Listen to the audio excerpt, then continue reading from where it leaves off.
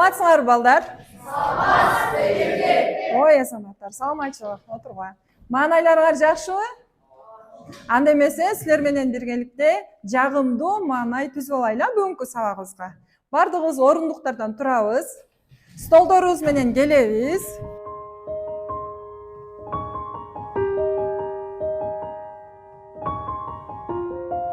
Балдар, силер менен азыр жагымдуу маанайда салат оюнун ойнойбуз. Оюнубуздун шарты төмөндөгүдөй. Биз ойноп эле келгенбиз, бул оюнда. Салатка кошулуучу заттардын атын айтып туруп, анан орун алмашабыз. Анда баштадык. Айым. Помидор, пияз, туз, пияз, туз, туз, пияз, туз, пияз, туз, помидор, туз. Азаматсыңар, анда помидорлор алмашат. Помидорлор, пияз.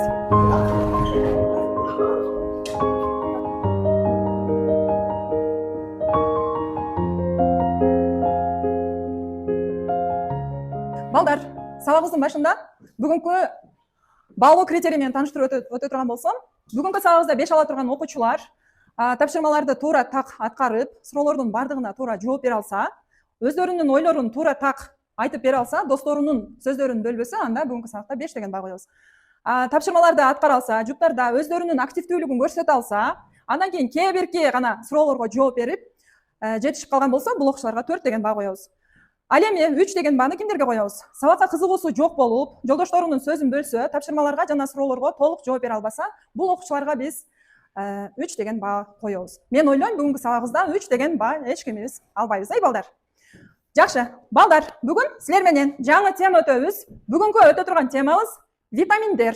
Витаминдер деген темага чейин силерге атайын карточкаларды даярдап келдим эле, ошол карточкадагы суроолорго жооп бере алсак. Силерге 2 мүнөт убакыт берилет. Бул суроолорго жооп беребиз. Кана?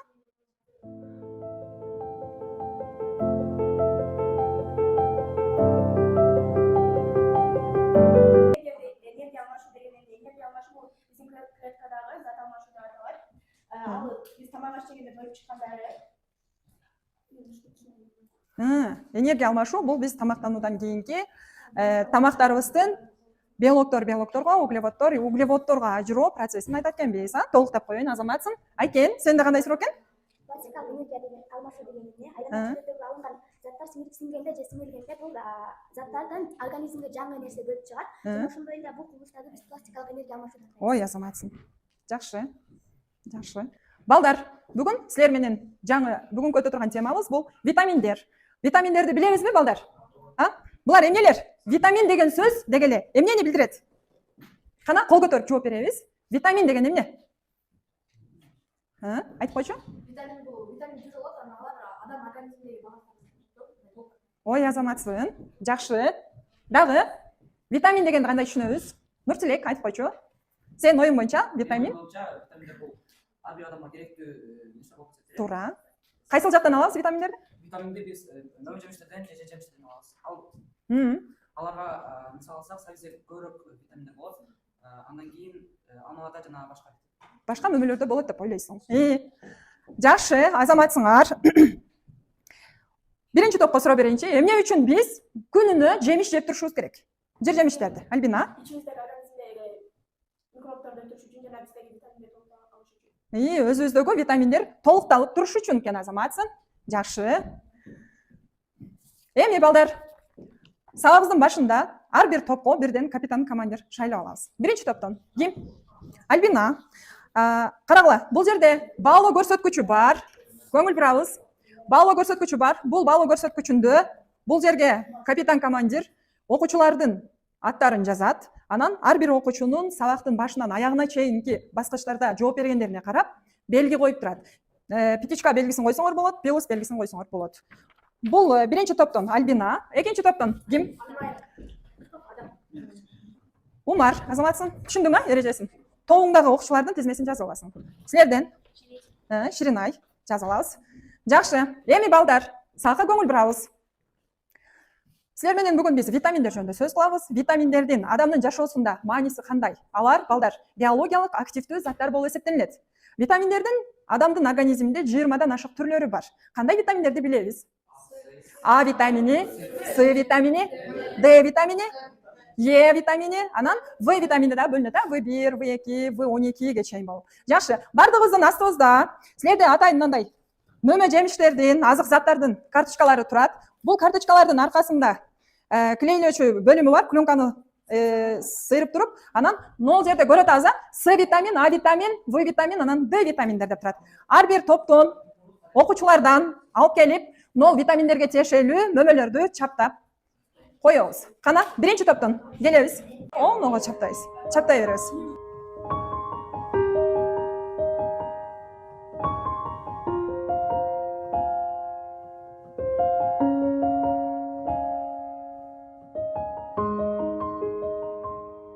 Азаматсыңар, балдар. Силер кайсыл витамин, кайсыл жемиштерде, азыктарда кайсыл витамин кездешерин билип алдыкпы? Мисалы, С витаминде кайсыл мөмө жемиштердин составында С витамин бар экен? Атада болот экен, А витаминчи жумурткада, эмненин майында? Балыктын майында, дагы сабизде, А В витаминичи? Пиязда, жумурткада, капустада, анан балыктын майында. Д витамини? Жумурткада, балыктын майында, анан уйдун боорунда, койдун боорунда да боло берет экен. Жумурткада экен. Азаматсыңар, билип алдыкпы? Кана бардыңыз кол чаап коелучу. Биринчи топко тапшырма. Вен диаграммасын түзөсүңөр. Экинчи топ. Силер цитата комментарий толтурасыңар. Бул жерде витаминдердин цитаталары турат, а силер комментарий жазып чыгасыңар. Андыктан өз алдынча китепти окуп чыгабыз, маалыматты алгандан кийин комментарий жазабыз. Түшүндүкпү, азаматтар? Үчүнчү топ. Ооба, силерге пазл берилди. Бул жерде конверттерде адашкан сүрөттөр бар. Бири-бирибизге аралаштырбайбыз. 4 жерге жана сүрөттөрдү чаптайбыз дагы, ал сүрөттөрдүн атын жазып чыгабыз, сүрөттө эмне чагылдандырылган. Түшүндүкпү? Клей бар жаныңарда.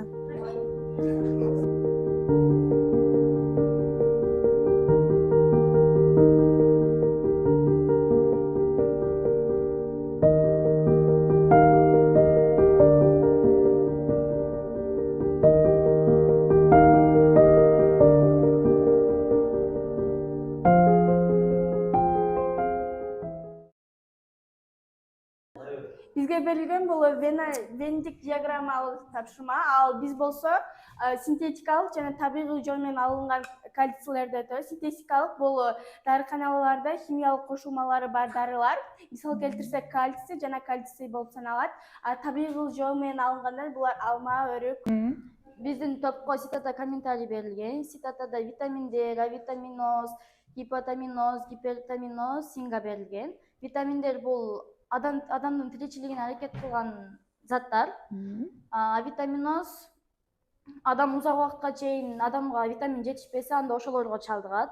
Синга бул адамда С витамини жетишпесе. Бизге пазл адашкан сүрөттөрдү бириктирүү берилген. Биз адашкан сүрөттөрдү бириктирдик. Анда биринчи сүрөт синга оорусу. Синга оорусу С витамини менен А витамини жетишпегенде келип чыгат. Кийинки сүрөт рахит оорусу. Бул болсо Д витамини жетишпегенден келип чыккан оору. Буттун ириңдеши бул теринин тери аллергия болгондо С витамини жетишпегенде пайда болот бул оору. Төртүнчү сүрөт болсо бери деген оору, бул К витамини жетишпегенде оору болот. Негизи эле бизде витамин көп мал бул жаз менен жай аталат. Жаз менен жайда бизде витаминдер көп болот, а күз менен кышта болсо витаминдер биздин организмибизде аз болот. Азаматсың. Орус окумуштуусу Николай Иванович Лунин деген окумушту биринчилерден болуп витаминдерге эксперимент жүргүзгөн. Ал экспериментинде атайын чычкандарды кармап келип, бир топтогу чычкандарга кадимки табигый үйдө биз ичип жүргөн сүт бар го, нак сүт. Ошол табигый сүттү берип, ал эми экинчи топтогу чычкандарга жасалма сүттөрдү берген, кургатылган сүт. Ошол кургатылган сүттү ичкен чычкандар зат алмашуу процесси начарлап барган сайын чычкандардын саны азайып өлүп калышкан. Ал эми табигый сүт менен натуральный өзүбүз үйдө ичип жүргөн табигый сүттү ичип жашап аткан чычкандар зат алмашуу процесси жакшырып, кыймыл аракети күндөн күнгө жакшырып, алар көбөйүүгө, өнүүгө 1912 жылы Казимир Функ деген окумушту ачкан. Ал вита бул өмүр, аминоз бул азоттуу кошулмалар болуп эсептелинет. Бул витаминди аныктап илимге киргизген. Биз күз мезгилдеринде тамак аштар көп азыктар пышат. Ошол мезгилде туура тамактанып, ошол чийки түрүндө жесек, ошол жашылча мөмө жемиштерди, азыктарды ал жакшырат дагы, ден соолугубузга керектүү энергияны бөлүп, пайдалуу болот. Эгерде биз витаминди аз жей турган болсок, нооруга аз чалдыгып калат экенбиз. Азаматсың, кол чаап коебуз. Балдар, сабагыбызды бышыктап алабыз. Сабакты бышыктоодо биз атайын могул жерде силерге санарип кампада тесттер берилген. Тесттерде ар бир топтон окуучулар чыгып белгилесиңер болот. Мисалы, биринчи топтон ким чыгат?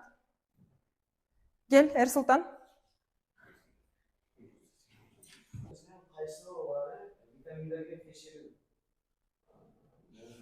Варианттарын окуйбуз.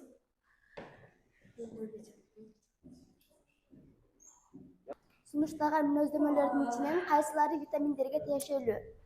Организмде алардын запасы жок. Соёктун кызыл чучугунда гана синтезделет. Энергиянын булагы болбойт. Организмге көп сандагы керектелет. Менин оюмча бул В менен Г деп ойлойм. Жакшы. Зара анализи менен гана белгиленет экен. Жакшы. Үчүнчү топтон ким чыгат? Райна.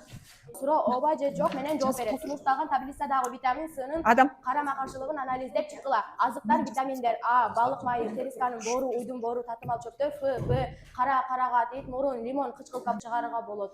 Ооба. Себеби булардын бардыгы биздин организмибизге витамин болуп катары алмашат, себеби булар зат алмашат.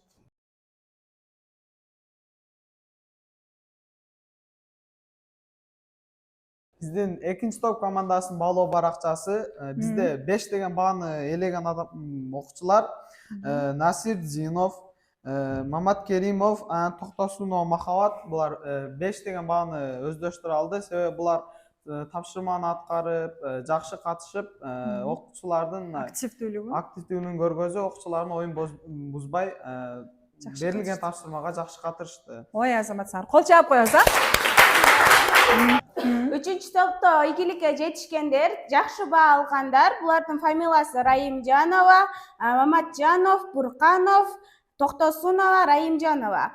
4 деген бааны алган окуучубуз Мажитов Б. Жакшы, молодец. Балдар, бүгүн силер менен биз витаминдер деген тема боюнча маалымат алдык. Витаминдердин түрлөрү, алардын адамдын жашоосунда мааниси, витаминдер биздин деги эле жашообузда кандай роль ойнойт, ошолор жөнүндө билип алдык. Азыр силер менен ар бириңерден кыскача сурамжылоо алып өтөйүнчү. Бүгүнкү сабактан кандай маалыматтарды алдыңар? Альбина, бүгүнкү сабак жактыбы? Эмнеси менен жакты? Мен бүгүнкү сабакта кайсы витамин жетишпесе, кайсы оору пайда болот экен, ошону билдим. Жакшы.